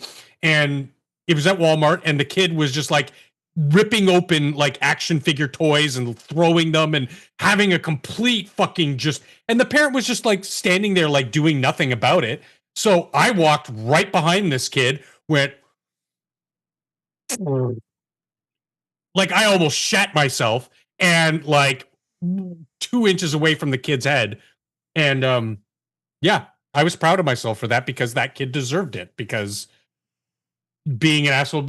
And the kid started crying and yelling to his mama, and his mama looked at me, and I continued my walk. Like I didn't stop and do it, and she said, hey, get back here. I'm like, the fuck I am? Smells like shit over there. Look after your kid.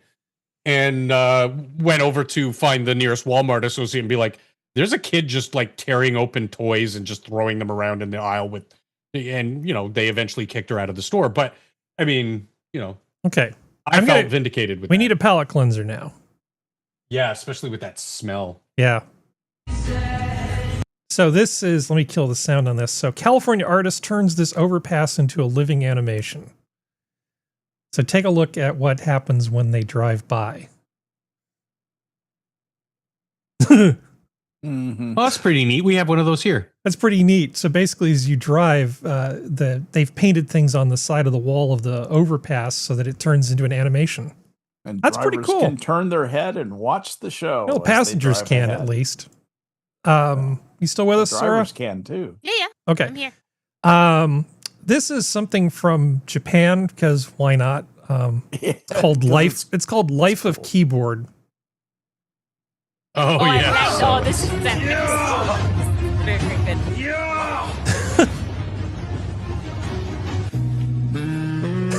Print screen's just chilling. He's got nothing to do. Pause break. Yeah. Not bad. The function keys just hanging out. Oh man, it's so much different if you're a gamer. Yeah. Well, you know, the SWAD keys do get a workout, right? Yes, but I mean, some of us do use print screen and F keys and whatever. But the hidden gem there is the shift key. Because if you're a gamer, you know, in a lot of games, shift is to run, and in a lot of games, COD and Space Marine and all these other things where first-person, third-person shooters, you want to be running because yeah, you're constantly. And so having him on the treadmill is just genius. And space bar is to crouch, isn't it? I don't know. I can yeah, and that's why jump is usually space. That's right. I like print screen being completely idle. just completely idle. Just chilling. That was great. So along these input device sort of things, in 2025, you cannot take a photo. Hey, shut up, Grok. Jesus. You cannot take a photo on your iPhone without removing 5 layers of AI-edited post-processing. But on the other hand, you can use the touchpad of your Mac to weigh cocaine. So apparently you can hijack the touchpad thing on your MacBook and use it as a very accurate scale. Huh. You know, they're trying to make it into a Swiss Army knife. Yeah. But I like it. Yeah. Okay, here's a palate cleanser for you.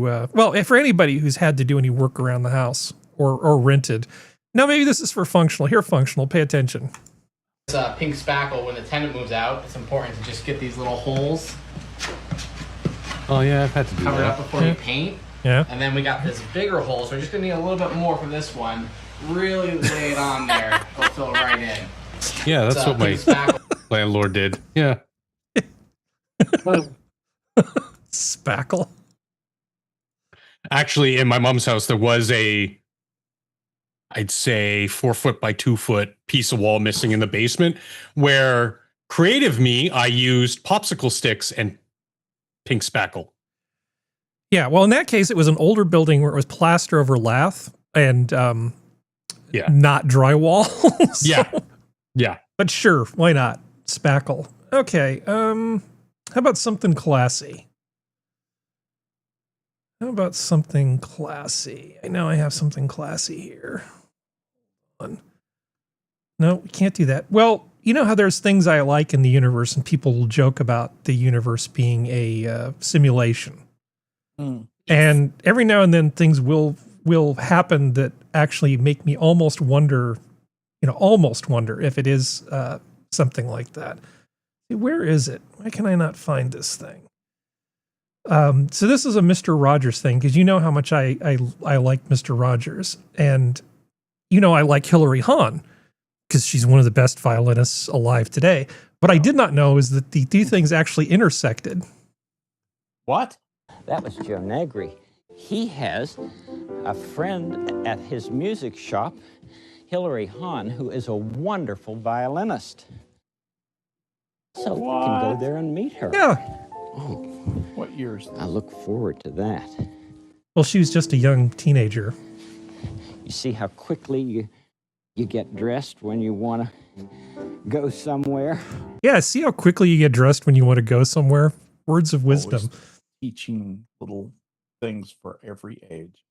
But we did not realize how good we had it. I mean, compared to the crap that's on now. Meet her. She's a wonderful girl and a wonderful violinist. Come on, I'll introduce you. I can hear her playing now.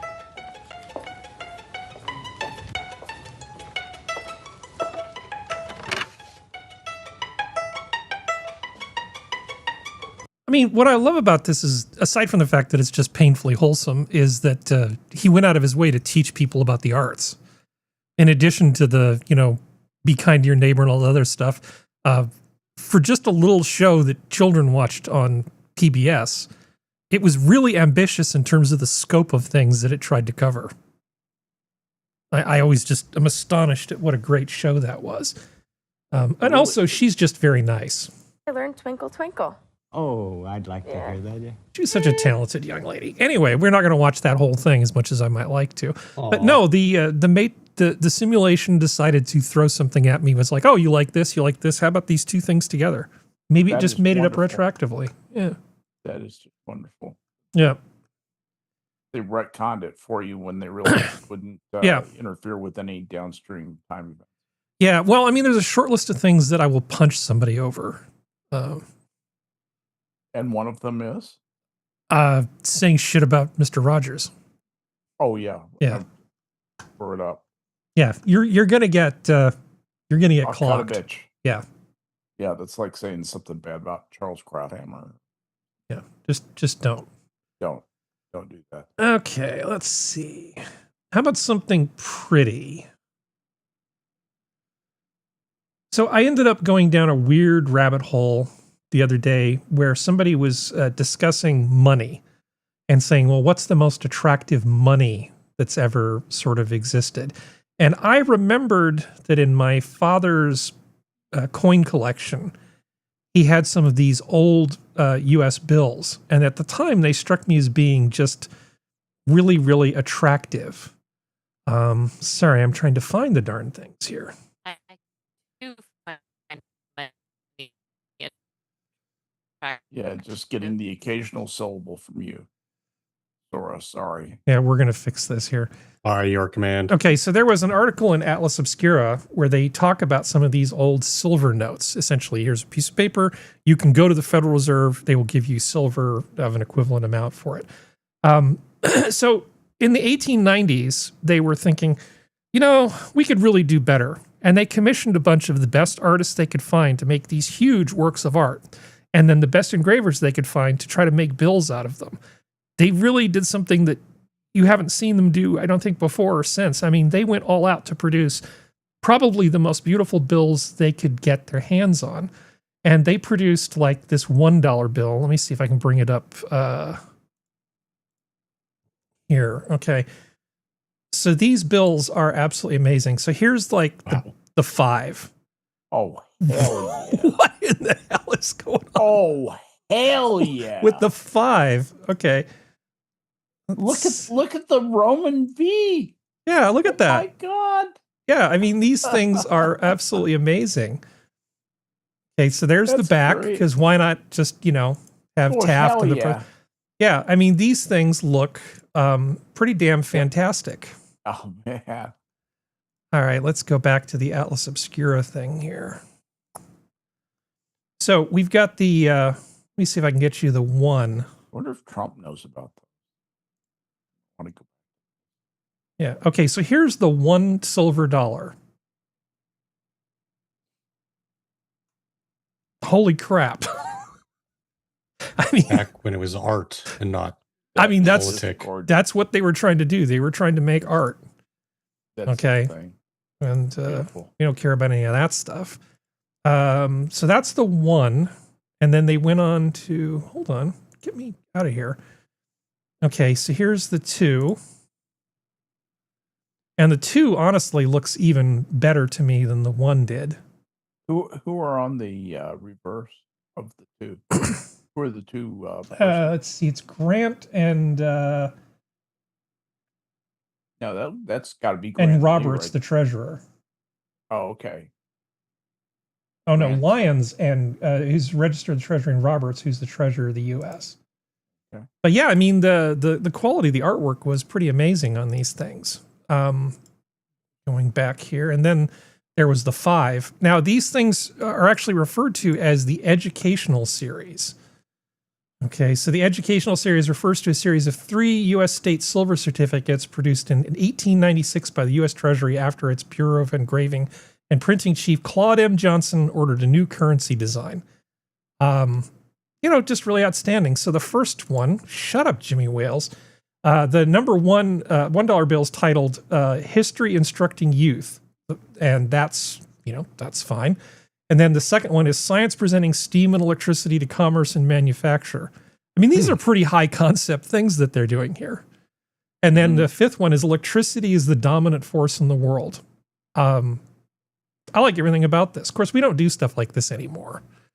No, we do it in the reverse. We do it in the reverse. We by model. 1896, the government printing office had been going for like 20 or 30.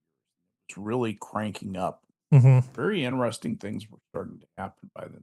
That's where all this came out of.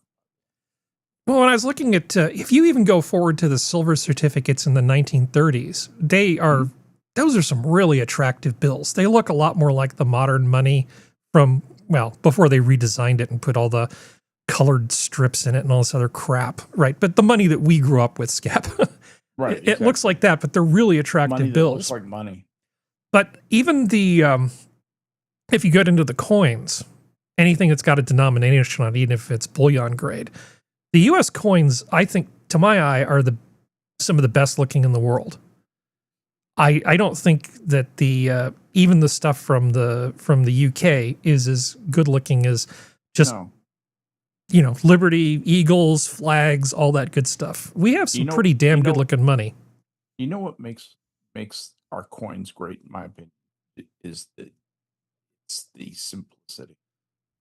We have simple coins. We have simple designs. If you look at Monticello, it's perfectly, it has bilateral symmetry. It's very satisfying. The reverse side of a nickel. That's a very satisfying thing to look at. And the other side is just a face. Very, very simple. There's not a guy on horseback, not anybody doing anything. There are the days of walking Liberty quarters and that's are long gone. Our current money is great looking. The coins are great looking. Yeah. Our bills suck moosecock. Yeah. They really suck. They are ugly to look at. They're charging quite the little premium on this one for 5,100. That's, you can probably get those other places for closer to 4,700 right now. But though I digress. Keep an eye on auction. Yeah. Good See what times. they're going for. Get comps. But yeah, I was just blown away by those Sure, bills. I thought, man, I mean, I know this is kind of a waste of government money, but if you're going to do something, you might as well do the best job you can at it. Yep. Okay. Let's see. We've got this bit of news here. So essentially, orange juice seems to have an effect, an epigenetic effect, basically, on a lot of immune system related stuff. Not going to load, of course, because why would it? Just leave me here hanging. Hold on, let me close a bunch of these tabs.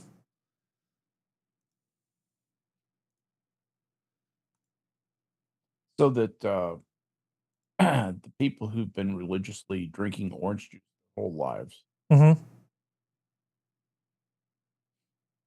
have affected thousands of genes in their immune cells.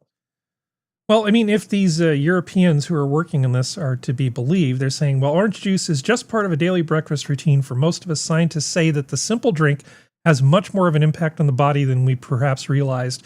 Recent study found that regular consumption of orange juice changes the way thousands of genes in our immune cells work. A significant number of these genes are involved in mechanisms that regulate blood pressure, reduce inflammation, and control sugar metabolism. Which is quite a claim for something with so much sugar in it. Mm-hmm. I mean, is there anything that isn't good for us at this point? Yeah, the thing about the sugar in it's a really simple sugar. It metabolizes it in very, very short strokes. When you take that in, and I can imagine that ships any that are in orange juice very efficient along with it. I think you need to get closer to the mic, Skep. That's the way that sort of thing tends to work. I was musing about the digestive process, ferment, and the absorption of that kind of material. You know, the orange juice is really efficiently absorbed, and the nutrients from orange juice are very efficiently absorbed. There's all sorts of great flavonoids and different things, and vitamin C. But of course, your liver does have to deal with the fructose. So some people may have problems with it, but most people won't. It's generally a pretty good thing. So it says it changes it.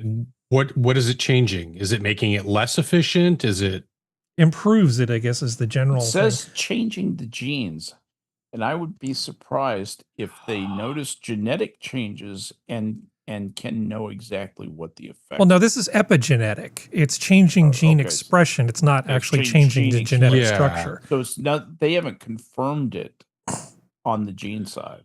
Well, here's the detail. In recent studies, adults drank 500 milliliters of pure pasteurized orange juice every day for 2 months.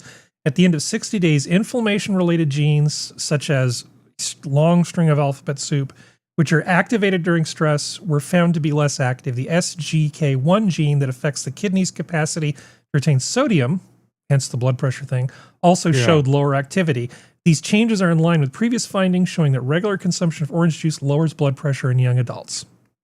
For example, it does a whole ton of stuff. But I have another thing here, which talks about glioblastoma. And there's a different treatment they're looking at here. So simple supplement mixture shows remarkable results in brain cancer. New research is challenging one of medicine's oldest assumptions that cancer must be attacked to be cured. By treating glioblastoma patients with simple combinations of resveratrol, that's an antioxidant found in wine and some other things, and copper, the researchers found dramatic reductions in tumor aggressiveness, cancer biomarkers, immune checkpoints, and stem cell-related markers, all without side effects. Their approach focuses on healing tumors by eliminating harmful cell-free chromatin particles released from dying cancer cells, which normally inflame and worsen the disease. The findings hint at a future where inexpensive nutraceuticals could transform cancer therapy. So if it mitigates the damage from the tumors with a very simple supplementation regime, that would be great if it works. Yeah. Yeah. This is good news, right? I mean, if it That's pans out. fantastic news. Yeah, if it pans out. Because that is a hard cancer to treat. Yeah. You can't just go cutting on Normally people. not You know, that's the thing. Let's see, what else? So you may have heard about this. Essentially, universities have always given people who have handicaps more time to complete tests. And right now, they've made it so easy for people to claim that they have some kind of handicap that at Stanford University, 40% of undergraduates are claiming they have a disability and that they need preferential treatment in terms of test taking. It'd be great if this article would just load. Overrepresented at Stanford. Is that correct?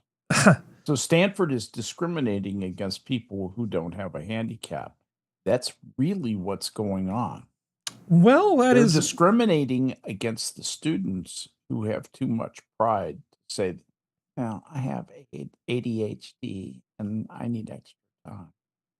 Yeah, well, I thought this little recap here at the bottom was a good way to express it. So experts note that many students have medical conditions that merit accommodation, and the increase is likely is in part linked to broader access to mental health care and reduced stigma around seeking support. That's one way to look at it, of course. The rise has nonetheless drawn national attention, with some critics arguing that students are abusing the system to secure lighter workloads or an edge in hyper-competitive classrooms. Imagine my shock. Not possible. I think at the 40% number, I'll bet you that the vast majority of people claiming these things fall in that second category. Yeah, 39.99. But it's a competition. It's a competition, and those who don't abuse the system are at a distinct disadvantage to those who do. Yes, exactly. What are you trying to teach here? If you're trying to teach win at any cost, even if it's suboptimal, meaning effectively you're cheating yourself. Yeah.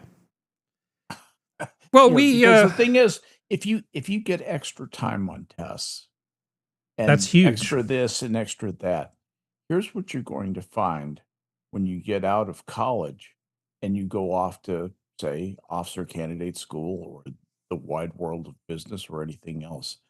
Those people don't give you extra time, no matter how you feel.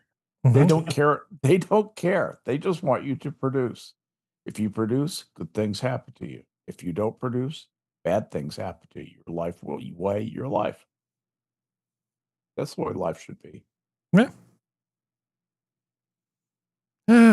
Oh, well, let's see. We've talked about orange juice. We've talked about not enough RAM for your new PC. Here's one more life extension thing. Scientists boost lifespan by 70% in elderly male mice using simple drug combo. It's actually one inhibitor and oxytocin, Skep. They found that they could increase the lifespan of older mice by just feeding them love hormones and suppressing something called ALK5. And what's weird about this is it had profound results with the older mice that were male, almost no effect on the female mice. And this is a pretty rare thing because you rarely see something that's of this type of phenomenon that has a sex link like that. Sexually characteristic. Yeah. And that's what's fascinating about this. It's like, wait, what? Yeah, when you said that, that means, something's coming over on the Y chromosome. Something came over on the Y boat. The Y boat is a very underpopulated boat. Mm-hmm. Not many passengers on the old Y boat, but something is. I feel like saying something really inappropriate right now. Okay. No. We're not going to do that. No. So what you're saying is all we need to do. That joke occurred to me too, Harry. Yeah. Is figure out a way to turn Dick Van Dyke and Skep into mice. Exactly. And then reverse engineer them back into humans. And, give them the treatment. Yeah. That is an interesting thing. All my life, I'm was famously, at least in my family, I've had the habit of eating lemons. And when I eat a lemon, a whole lemon, the way you you eat a whole grape, I eat the whole thing, including the rind. I have done that since I was. Huh. See, now I'll peel a lemon and I'll eat the fleshy insides, but I don't like the rind. So you've got that on me. And I've always wondered if that. And dentists have always told me that as long as you rinse your mouth, I'm religious about that. Yeah. As long as you rinse your mouth out Get that afterwards citric acid and out. get the, it's actually several acids and a couple of oils that have very unpleasant pHs that get all over your teeth. Yeah, you want to, but they're all water soluble. Yeah. Rinse, yes. Brush, no. After you consume something like that, you should wait about an hour before you Don't brush. touch your teeth don't. with a toothbrush. Don't brush your So, the next thing is something that people have been talking about, and this isn't just for the sake of the show that I'm going to pretend I'm conflicted. I'm actually conflicted. I don't know if I have an opinion about this, but you guys are familiar with the ads for AT&T. Well, the Canadians probably aren't. But the ads for AT&T here in the States, they have this woman who pretends to be Lily, the AT&T girl. And she's an actress. Her name is Melania Van Traub. And I remember watching her when she used to do like skits on YouTube with this other actor.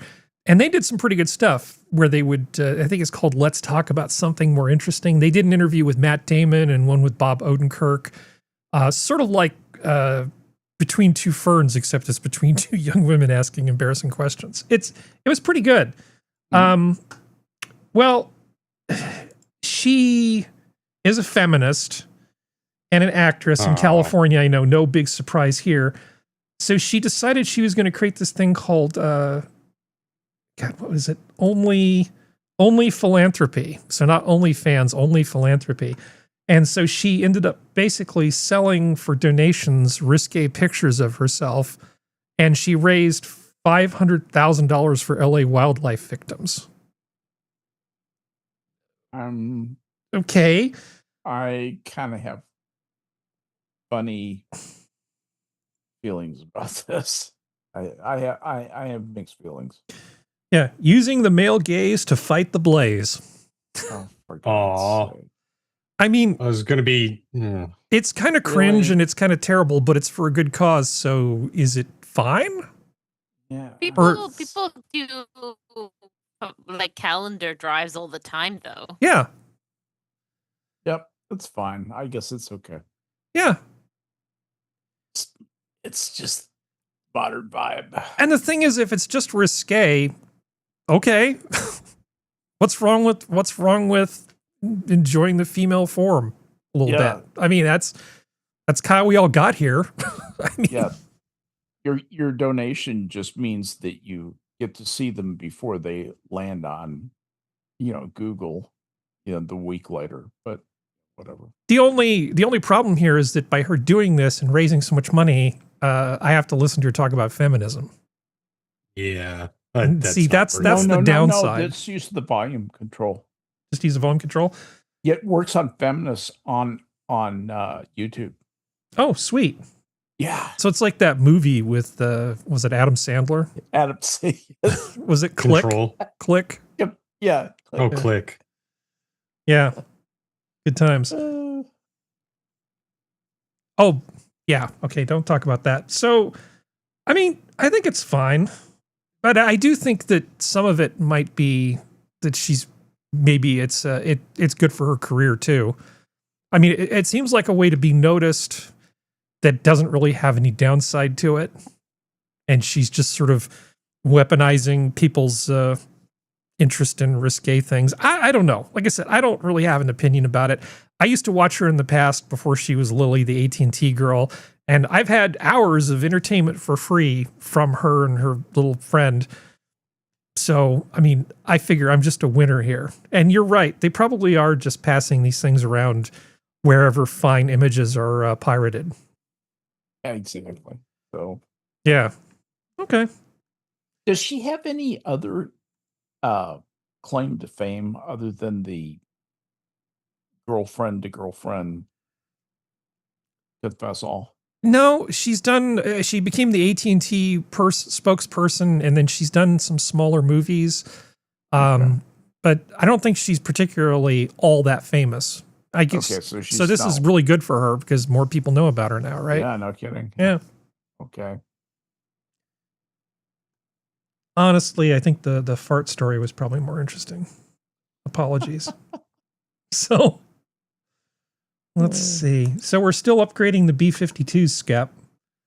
We will be for forever. That's a great little airframe they have there. It's basically just a platform to strap shit to, and in this case, they're always modernizing these things. And of course, the Chinese do the same thing. They just recently took one of their carrier-launched fighters that they've been developing and got rid of the Russian shitty engines and replaced them with much better engines, and they're upgrading. The B-52s, people don't realize this plane is designed to be in service for 50 years. Right. The service life of a nuclear aircraft carrier is also 50 years. And during which time it will be, it'll go ahead and be refit a number of times to, like, was it like every 10 years you have to swap the reactors out? Yeah. And then they update a bunch of stuff at the same time. But these big, expensive pieces of metal, they're far too valuable to just get rid of them. Just put new engines in and upgrade the radar and just keep flying. Exactly right. But it does seem a little odd that for a country that prides itself on having a cutting-edge military, we're flying around in 50-year-old airplanes.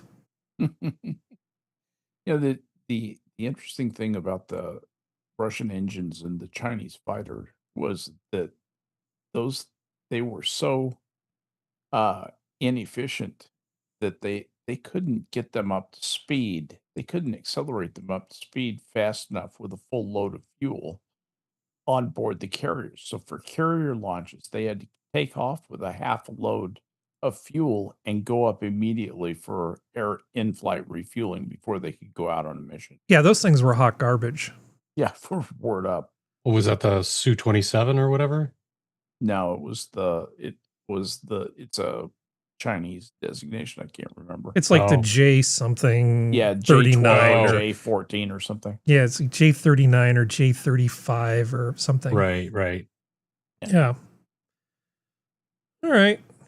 Let's see. We've got. I just see some of the stuff that they keep doing with the F-22 Raptor, and I'm just like, that is a beautiful, sexy machine. And then I keep seeing like the Su series just kind of faltering.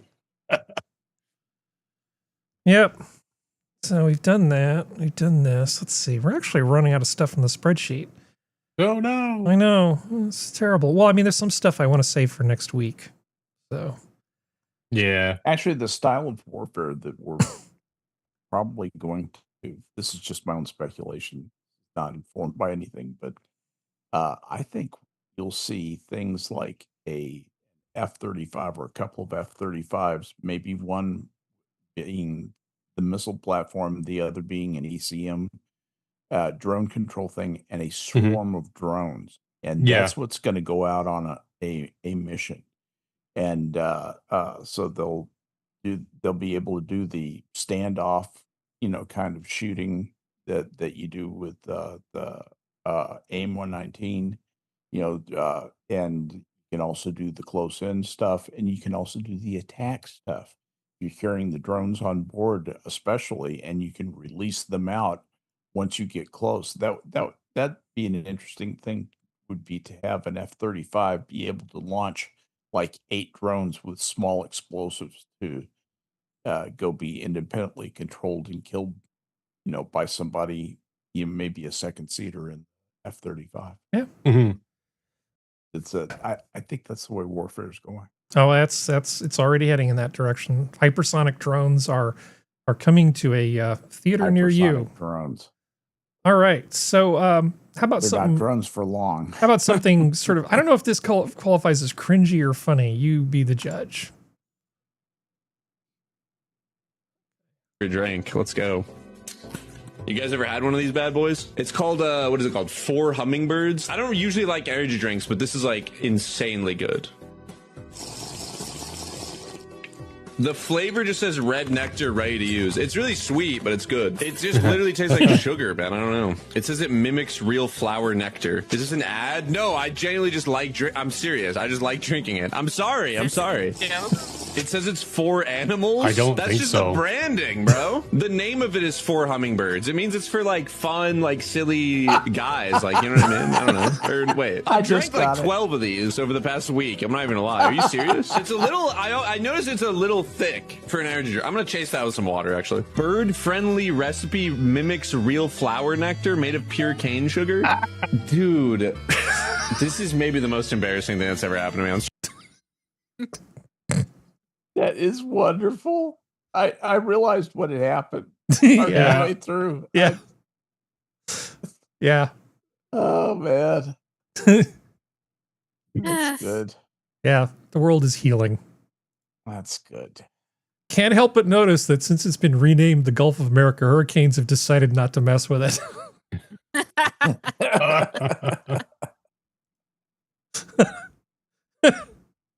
Yeah. The Monroe Doctrine of Hurricanes. Yeah. Good Leave us times. alone. Good times. Not in my hemisphere. No, not in your hemisphere. Let's see. I have to kill the music on this one. I'll just hit the mute button on the play thing. Easy enough. I've been enjoying watching this intersection. Oh, ow. This is outside of New York. What's wrong with all these drivers? I like the collision that happens behind the tow truck pulling one guy Yeah. out. That's got to be pretty great. That's a sharp turn. That is a be right sharp back. turn. You'll be right back. No. The tow truck is saying. Oh yeah, I would just get a nice hot thermos full of Dinty Moore beef stew and just There you go. park near there and just wait for people to crash. Dinty Moore. Yeah, you remember Dinty Moore beef stew, Oh, right? Absolutely. Yeah. When you want some salty goodness on a winter day. I mean, there's like a whole bunch of stuff that I'm not talking about, like the whole Candace Owens Tim Pool thing. I don't even want to go there. I mean, you're aware of what's going on, right? No, in fact, that was one of the things I wanted to actually ask about. What is the controversy there? She went and shot his place up. She right? did no. Or he shot No. her. He shot her place up, or No. did they no. go after No. Ben The Shapiro? shooting at Tim Pool's compound, we don't think that was actually Candace Owens. Okay, driving by. Okay, all right. It Okay. may not have been You Candace. don't. It may Yeah. not have been Candace, but she hasn't been ruled out. There's a lot of Okay, I hear people you. who don't like Tim Pool, but there's like just this whole huge circle jerk going on between Tim Pool, Candace Owens, and Charlie Kirk's outfit. Was it? Okay. What is it? TPUSA. TPUSA. Yeah. And Turning point. like I told people, I said, be careful who you make a hero out of. I have not trusted Candace Owens since Social Autopsy. So Word. whatever, Ever. none of this has anything to do with me. She can become the craziest person ever. I have never listened to her. I've never cited her. I've never said other people should listen to her. So, you know, I've just always made sure that I'm in a separate place from her. yeah. So, Sora, you know, this whole 6-7 thing, we talked about it at some point. Sora still with us? Okay. Yeah, I'm here. Yeah. All right. So this is in relation to the 6-7 Are you thing. actually? No. We have taken 67 out of our system, so whenever we're taking orders, it goes 66 to 68. Oh, I saw this, yeah. Because of people like you. People like me. Yes. So basically, at In-N-Out Burger, there's no longer an order 67. So when they call out the orders, it just goes from 66 to 68. So what you're saying is we've got to make order 66 great again. It's the new 13th floor is basically Yes. what it is. But notice how she said it went 66 to 68, didn't make any mention of 69 is still on the menu. Well, that's on the special menu. Yeah. next to the animal fries. No, that's a different, it's a different thing. Functional. It's not what we're talking about here. So let's Not see. important right now. Let's see. Just remember, Order 66. Yeah, Well, Order the 66. 68 is the new 67.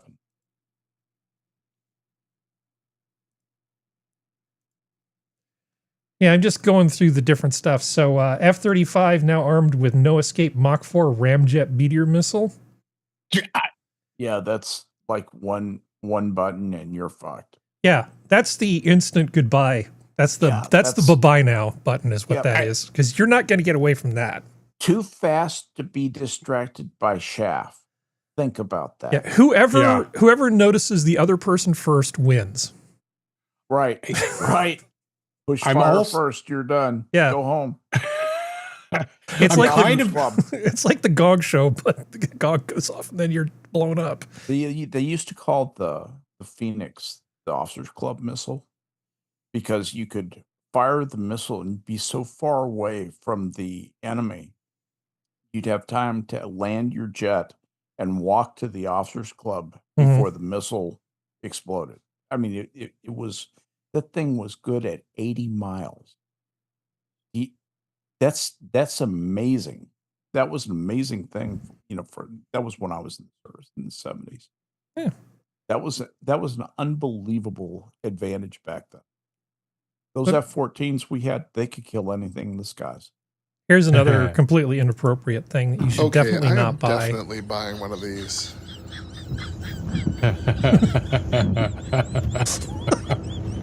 Okay, Is this like a Ninja Turtle thing or something? What is that? What am I looking at there? Pokemon Squirtle. Oh, is it Squirtle? Yeah. Oh, that would make perfect sense. That would make perfect sense. Turtle. Did I just out-weeb Harry? What the fuck is going on? I don't Pokemon stuff. What are you talking about? I'm not a Pokemon It's Animu. person. You're No, always it's not. much more weeb than Harry. Yeah. No, You're always it's so much more weird. weeb than you're the most weeb person I think we have. I think. No, that's Listen. Serenity. Is this Serenity? Yeah. Really? Okay. Yeah. Oh, I couldn't tell if he was just trying to, yank my chain.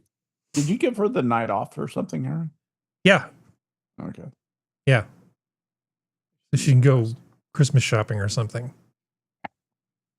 Although I did expose a few of the children this week to the awesomeness that is Record of Lotus War. So glad you that sentence. So I don't have a weeb thing, but I do have a geek thing. Where my friend John said he found a body in the bushes over there. I ran over there because I'm a healing monk to try and help, but obviously my magic wasn't strong enough because the dude's body was missing a head. So my friend decided to try and use a necromancer spell, which didn't work, which I knew it wouldn't. And apparently we contaminated the crime scene because that spell With uses glitter. a lot of glitter. Where my friend LARPers. Yeah.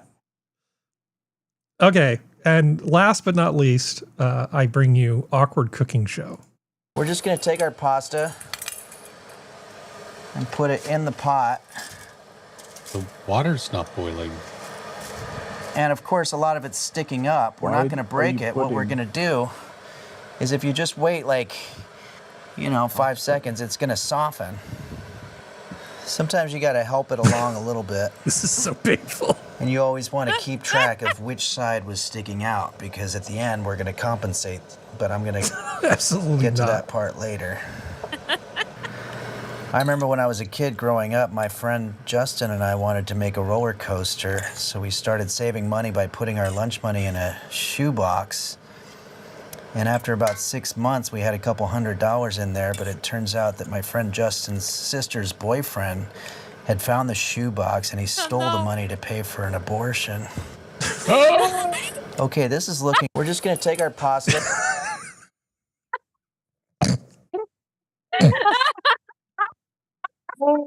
Producer, tell a fun fact about yourself to relate to your audience.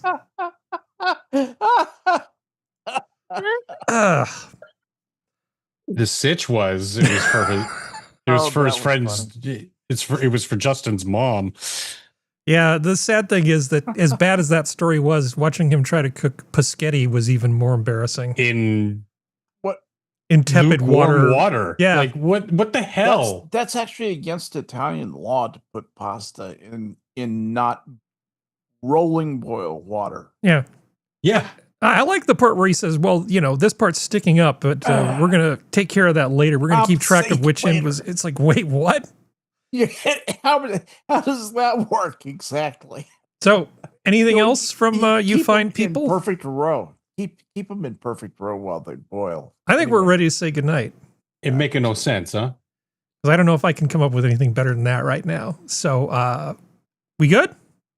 Yay! Spaghetti is done. This has been your Minions of the Zoo for Saturday. Thank you, panel. Thank you, chat. Thanks for bearing with us tonight. It was a bit of a weird show.